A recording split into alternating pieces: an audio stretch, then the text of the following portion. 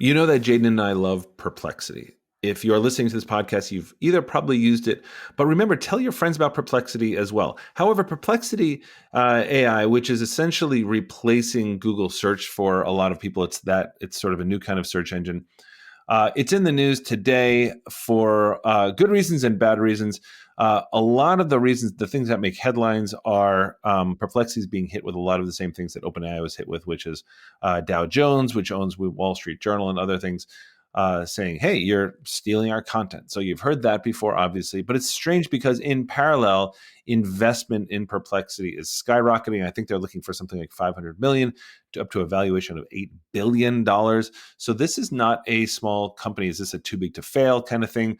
Arvind Srinivas is a CEO like no other. He seems happy to skirt the rules, but also push the envelope.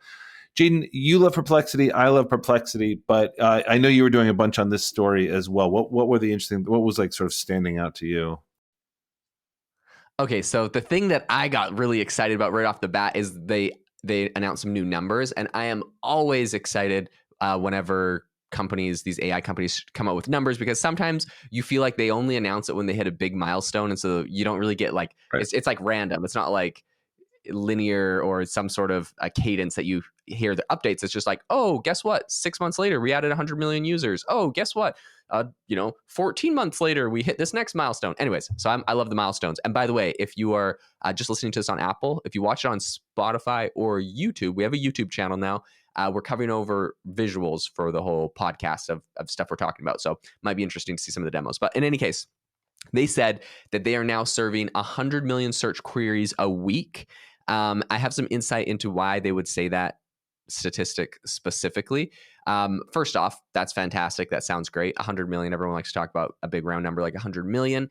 But what's interesting is you could extrapolate that's about 400 million a month. Now, the reason why I think they would announce 100 million and say the weekly number is because likely they're growing so fast. They announced back in July that they had 250 million queries. So, at 100 million a week or maybe 400 million a month, that's probably something like almost double. July in just 3 months have almost doubled. So that's a really great. And the interesting thing is they're not saying user numbers, they're just saying usage numbers, which could mean their users may not have grown. I mean, I'm sure their users have obviously grown, but like theoretically their users couldn't even have grown. It's a really useful tool for the users they have who are using it twice as much. So anyways, that's an interesting thing about this.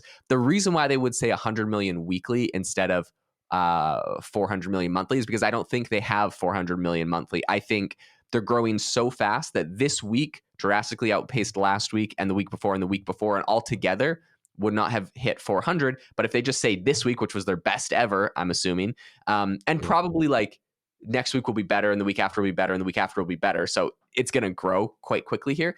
But anyways, that's why they're going to tell you the weekly statistic. And you could just say in 3 weeks, it's probably going to be 400 million, but it's not 400 million today. Yeah. Anyways, but just the percentage growth, right, Jaeden, is unbelievable. Crazy. I mean, 250 million to 400 million. Like, that's what you're seeing with these things, guys, right? Which is that over the summer, Perplexity was valued at something like $3 billion, and now it's at $8 billion. I mean, as long as this funding round goes through, I don't see any reason why not. But you wonder, how does that all work in the background? So this is AI applied. So clearly we're all interested in, well, what tools should you use? And it's not a ton. It's not a ton, but how do you use it? But Perplexity, if you haven't used it, is absolutely outstanding. I still think it's better than Google's, whatever they call it, like augmented results or whatever they are. I mean, it's just excellent, because one of the things that it does, and this is all about user interface, guys. This is always about user interfaces. It shows you which websites it's pulling from, which is fantastic. But in terms of the valuation, what Jaeden was going for, and this is where Perplexity is walking this knife's edge, right, Jaeden? So if you remember on that TechCrunch article that you had on too, I was just clicking through that as well, and it shows the e-commerce features, and according to the Financial Times, it's in talks with brands including Nike and Marriott and things like that.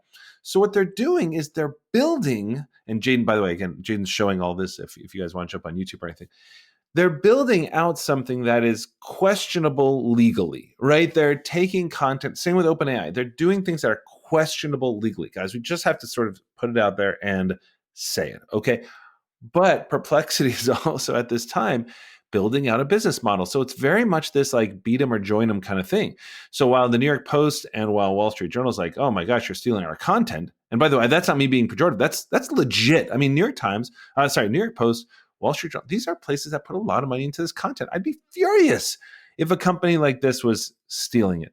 That's number one. And on the other sort of side of the house here, they're building out essentially ad revenue models and things like that. What they're trying to do is not have sponsored things. They want to be different from Google. But in the meantime, first of all, they're sort of saying there's this potential new plan about this buy with. That's that e-commerce features link there, Jaeden, which is this, if somebody's searching something about the iPhone, you can then just buy it instantly. So that's one huge revenue potential model. And the other one is sponsored. And Jaeden, this is where I want your take on as well, because Perplexity is totally disrupting Google search, but Google search works on sponsorship. They earn $50 billion or something like that on it.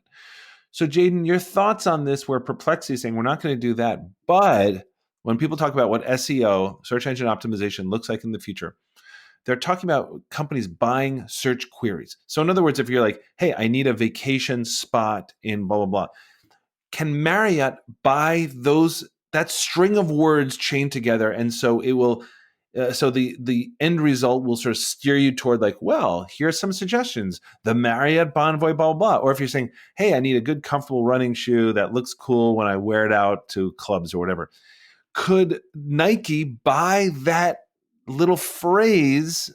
Anyway, I'm so curious as to sort of like how Perplexity is going to solve this ad revenue model, Yeah, I think this is so interesting because this is something that Google has been afraid of, because up until now, their big competitor has sort of been ChatGPT, and they're like, we don't want to throw ads in there if ChatGPT doesn't, because then we're going to look bad. So we're going to charge people for Gemini like ChatGPT charges, and Perplexity charges people. So, but maybe for their free tier, they would throw this on here. Although what's interesting to me is they're saying like, buy this item with Pro, and you have to pay for Pro. So anyways, I'm not sure exactly how they're going to do that, because I would assume this is something that add to the free tier.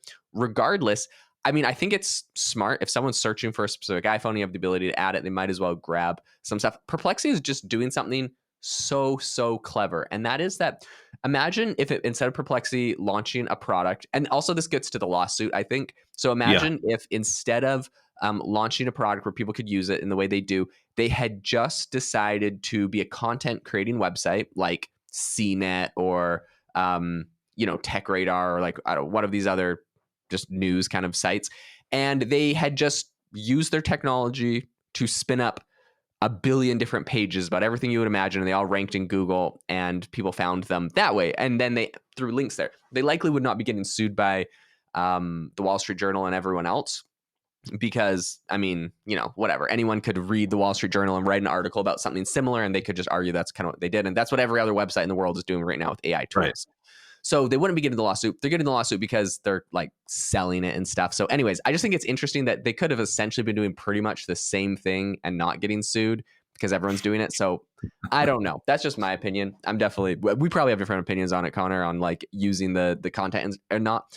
The other interesting thing I think that they did here is they actually did do that, become a content website with their Perplexity Pages feature that they rolled out. Yeah, good call. Except they're making other people create those. But now you can imagine that they're doing this ad business.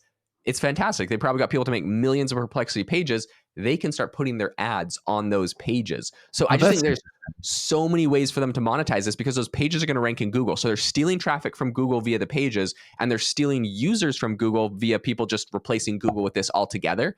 So I feel like they're having a double-edged sword on Google and Google's ad business, because now people are going to be playing Perplexity and their ads instead of Google. And I think it's clever that they did not decide to embed, Google has a very robust ad model that would be very easy to just embed it right into Perplexity, and they could immediately start making money. No, it looks like they want to do their own thing completely, which I think is very interesting.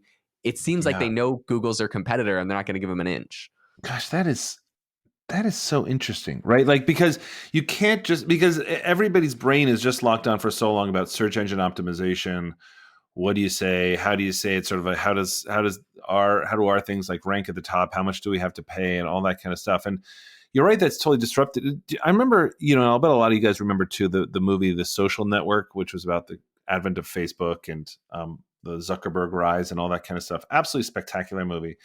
Came out, I don't know, 2010 or something like that. But there was a moment in there that reminds me of this, and that was with where Justin Timberlake is playing the founder of Napster, Sean. Oh my gosh, sorry, it's slipping my mind right now.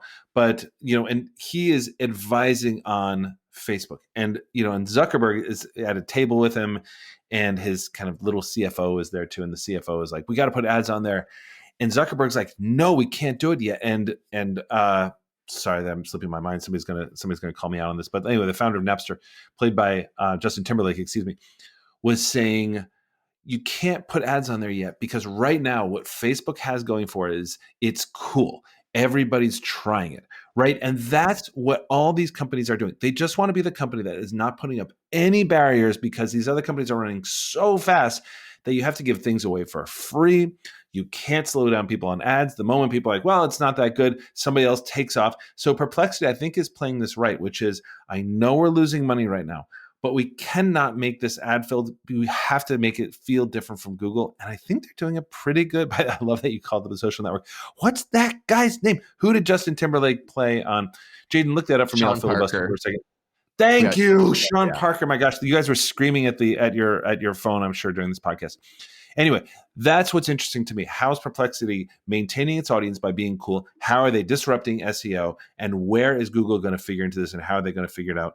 Jaeden, Perplexity, you and I love it, but I'm very curious to see where these lawsuits play out with this as well.